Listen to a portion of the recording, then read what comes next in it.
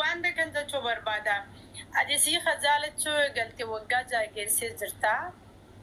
Osoo hiriyaa nam takkatti hin baafatin kophaa keetti rakkatte. Jaalalisii kana jaalachuu dubbatte guyyaa meeqa? Maaltu akka dubbatu si godhe guyyaa sadeen kana keessa? Carraa argadhee amin ishiidhaan wal argee kanatti. Okay. Qaama san dubbadde malee dubbachuun barbaadu. Isii gasseera wal agartee moo? Gasseera wal agartee inni akkana face to face taanaan miira dubbachuu yoo hin barbaanne homaa fayyina bee wallaalee homaa fayyina bee lakka bakka miira kiyya kaan duraan jiru san ta'u. Rakkeessa dubbadde carraa kan argadhu waan jee miraamu yaadeef. Okay, isiidhaan sin jaaladhaa jetteeni? Yaa. Sinjaladhu sin jaaladhaa sinjaladhu sin jenne sin. Takka yoo dubbadde. Okay. Ayyee laallaa naan jettee galiste. Ni laalla sin jettee? Yaa. Guyyuma sadeen kana keessa moo duraan? No, guyyuma sadiin kana okay yoo na jaalattanii miila takkaan fa'aa dhaabadhu naan jettee. Kee dhaabachuudhaaf ka'ee kazzaan namni komantii aradiisii minaan ijaanii jaarsuu maraa. Imagine. Maal godhi sin jette? Miila takkaan fa'aa dhaabadhu minaan jettee. Ara miila takkaa miti mataan dhaabadha deem malee ishii moo badai. Gaas koppiin muraan. Miila takkaan dhaabadhaa deem. Ani beeyta. Miila takkaan dhaabadhaa deem. Ansiifi yaadu eegale wallahi ani gunsi argu beeyta natti dhaga'ama ilma obboleessaan qaba. Yaa. Akkamatti kwaasonu? Okay. Yaa. Ani obboleessaan gabaa yeroo akkasii teessee baqqaaniin jaaladha akkasii jaalasiin jira minaamin yeroo jettu baay'ee tokko natti dhaga'ama. Garuu ani waan isii wajji wal dubbistee haasaa wasiin gidduu jiru faansee galee. Eegaati dhiiroo. Wallahi ni ulfaataa bara. Awwaan joo wallaale amma fakkeenyaaf ani ibsaa akka obboleessi dhiqqaatti dubbisee ni beekaa. Maakiin dhuftee maakiyyeen?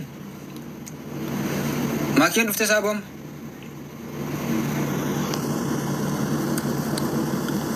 Maakiyyeen dhuftee saabu? Mattaach hunde? Pro kalee maa deemte bannaate? Nagettee maa deemte? Maal jette kalee saantee lamaan wali fuudhan. Ammaaraachi yoo dhabeera saaboo sun yoo ammaaraachi dhabeera akkas godhuun kee waan Inni dhiira saantee maal taate? Inni dhiira bara. Inni baasaree booda saaboon baasaree ofirraa. Hayi. Si ati koo jaala dhugaa wala jaalattee miidhaa sin duraati.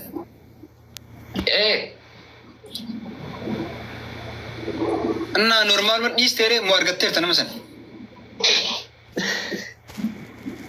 Bro, jaalala walaa gatuu saabii is hard fam. Jaalala walaa gatuu jechuun wantumaan jiraattuuf hin jiru saaboo. Wannan taane natti kaaste. Wayyoo. Kana dubbisa saaboo. Injooke bro. Aarilla miti. Injooke bro. Miti dhugaa. Nan yaade.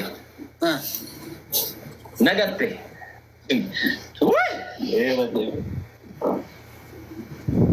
Amma laayifii maakiin faayii godhi laayifii jirti? Ani maali riskii keessa jira barbannaatiin amma ishii galchee hin jirtu waaqii. Ishii galchee amma ana irratti as tokkoruu barbaaddu si. Hin jirtu laayifii gaa isin? Ati maa dhiiran taane? Dhiira kamii saaboo sira dhiira. Dhiira taanaan yoo naqaa himi saaba. Dhiira taanaan nu baras beenu badee saaba jaalammaa kira naqa bedee callisuu qaba miidhame. Listen waggaa jaba maal miidhameer saaboo taa'eeti osoo itti nimin. Eenyuun ishiin moo? Anoo. Eenyuun miidhamte? Saaba siitinoo saaba osoo itti nimin si jaadhamnaam osoo hin jeinin yoo xiqqaa saaba 5 years 6 years bro. Ishiin 6 years wanna eessa agartee? Social media aree saaba. Social media irratti tokkaa jaandura ishiin social media dhiisii telegiraamii feesbuukii maali wanti beektu jira. Feesbuuka fayyadamte osoo isin tiktaak hin banamin dura saaboo kan isii beeku. La'aabe atis dulloomteedha ishii qofa miti. Exactly. Kigalemi. Achitti beekaan saaboo achitti saaboo seenuudhaaf aqimiin qabu. Eega tiktaakiin dhufe iyyuu saabii isii bira seenuudhaaf saaboo taayimiin kee baxaan hin dubi jira saaba ishii galee. Amma garuu taayimii argadde kanatti ishii galee rizqii rabbinaaf fide kana waggaa jaalifaati waggaa jaala saaboo. gubadhaa waggaa jaha saaba amma argadhe kana. Amma uummanni kun maal haa godhu reebanna kan maal jettaan na himu. Uummanni kun maal haa godhu? Uummanni kun maal haa godhu? Uummanni kun wanni inni godhuu qabu yoo jiraate. Jaala dhugaa yoo nama qabe akka namni hin qallanne akka namni jook hin goone na haa beeku takka. Ammallee waan hin taane adoon kee rabbaan barbaadu garuu maakii akka argatu taasifaan taa kennan saabii. Isi gasira wala garti mo. Gasira wala garti ne kana face to face taana miira dubbachuu yoo barbaanne homa faayina bee wallaalee homa faayina bee lakka bakka miira kiyya kan duraan jiru santu nakeessa dubbate carraa kan argadhu waan jee namni yaadeef. Okay, isi dan sin jaaladhaa jetteeni? Yaa maakii si jaaladhaa. Sin jaaladhu jan sin jaaladhaa sin jaaladhu sin janne isin. Amaan dubbanne. Sin takka hin dubbanne. Okay. Ayyee laallaa naan jette galleessa. Ni laalla sin jettee? Yaa. Guyyuma sadiin kana keessa moo duraan? No, guyyuma sadiin kana okay yoo na jaalatte mee miila takkaan fa'aa dhaabadhu minaan naan jette. Dhaabachuudhaaf ka'ee kazzaan namni komentii ara dhiisee minaan jaanii jaarsuma laata. Imagine. Sidhaatiin. Isi gasira wala garti mo. Gasira wala garti ne kana face to face taana miira dubbachuu yoo barbaanne homa faayina bee wallaalee homa faayina bee lakka bakka miira kiyya kan duraan jiru santu nakeessa dubbate carraa kan argadhu waan jee namni yaadeef. Okay, isi dan sin jaaladhaa jetteeni? Yaa maakii si jaaladhaa. Sin jaaladhu jan sin jaaladhaa sin jaaladhu sin janne isin. Amaan dubbanne. Sin takka hin dubbanne. Okay. Ayyee laallaa naan jette galleessa. Ni laalla sin jettee? Yaa. Guyyuma sadiin kana keessa moo duraan? No, guyyuma sadiin kana okay yoo na jaalatte mee miila takkaan fa'aa dhaabadhu minaan naan jette. Dhaabachuudhaaf ka'ee kazzaan namni komentii ara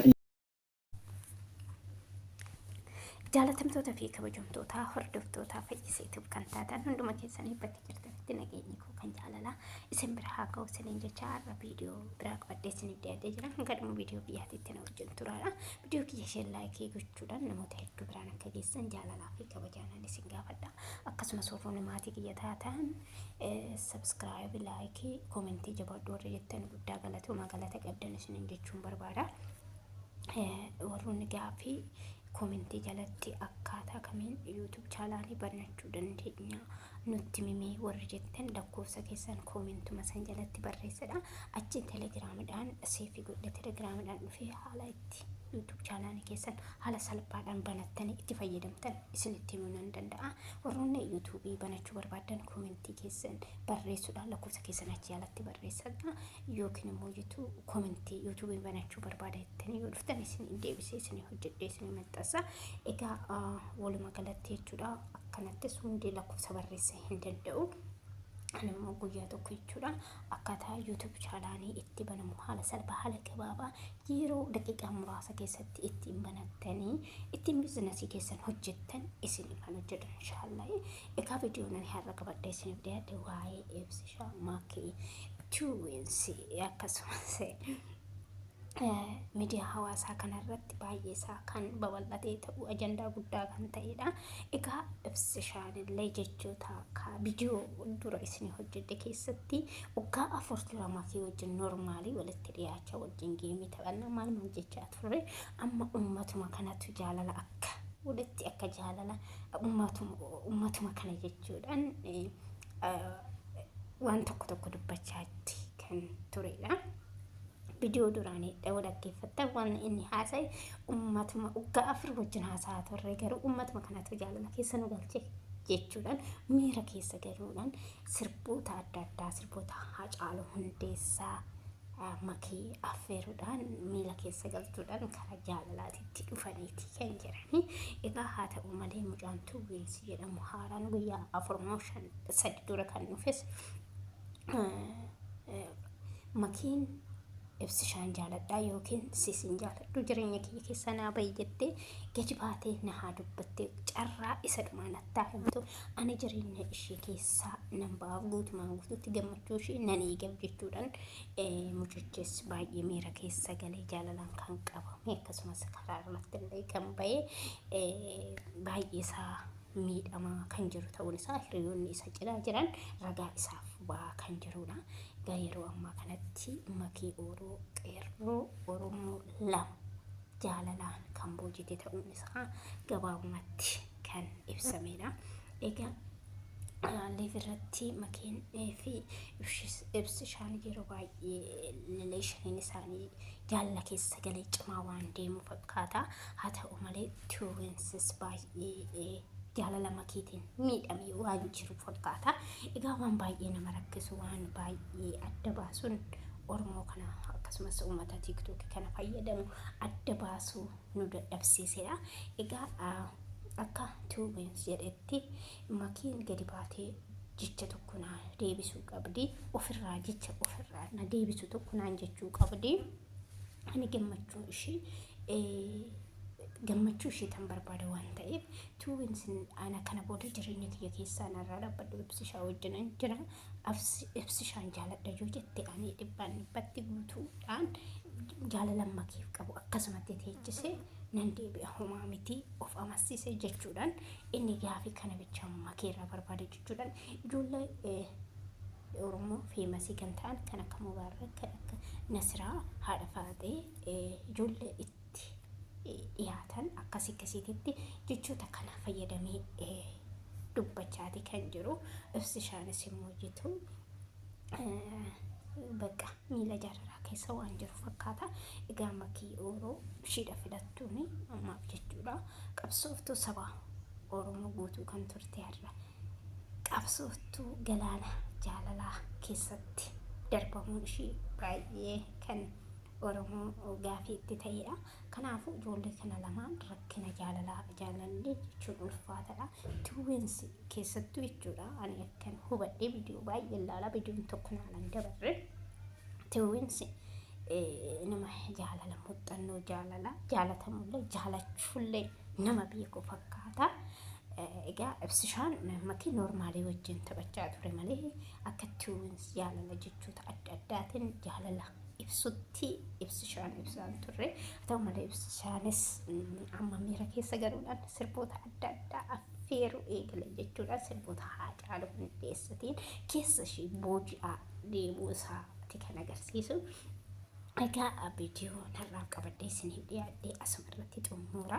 Viidiyoo biraatiin hanga walitti deebinutti nagaan turaa. Abbaan carraa hireen nuti filanneedha osoo hin ta'in kan jireenya kan namaa kennu Rabbiidha, Waaqayyoodha. Kan Waaqayyoo filate kanaafuu kan isaaf filatame filatamaadha waan ta'eef makiidha nuti filannee ishee filattee osoo hin ta'in kan Rabbiin ishee hiree isheetti jedhe haa kennuufi. Egaa hundi keessan jechuudha. Koomentii kana jalatti yaada viidiyoo kana jalatti yaada qabaattan yaadas qeeqasoo qabaattan koomentii jalatti barreessadha. Viidiyoon har'aaf qabadhee isiniif dhiyaadhe asuma irratti xumura. Viidiyoo biraatiin hanga walitti deebinutti turtii gaarii isiniin jedha.